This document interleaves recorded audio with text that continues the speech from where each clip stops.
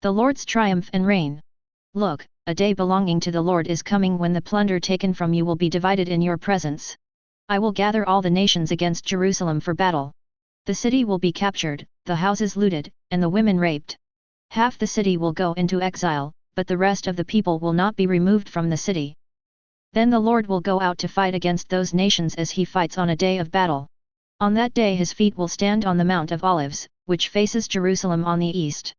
The Mount of Olives will be split in half from east to west, forming a huge valley, so that half the mountain will move to the north and half to the south.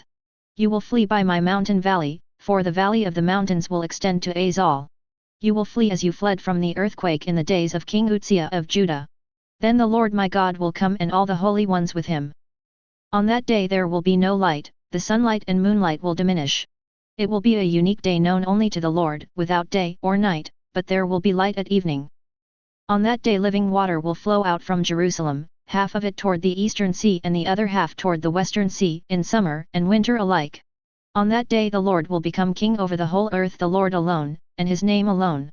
All the land from Geba to Rimmon south of Jerusalem will be changed into a plain.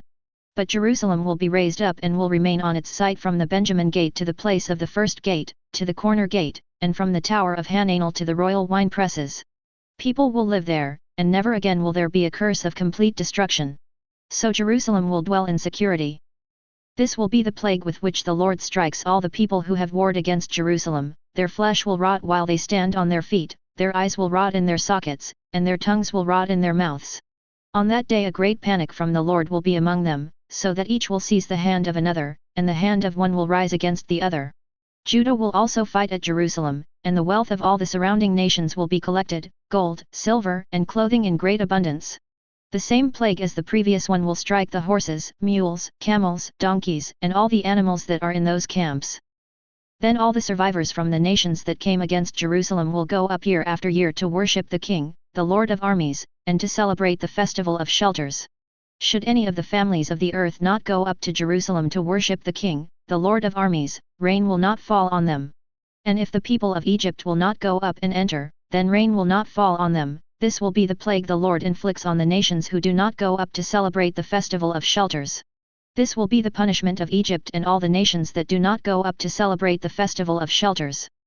On that day, the words holy to the Lord will be on the bells of the horses. The pots in the house of the Lord will be like the sprinkling basins before the altar.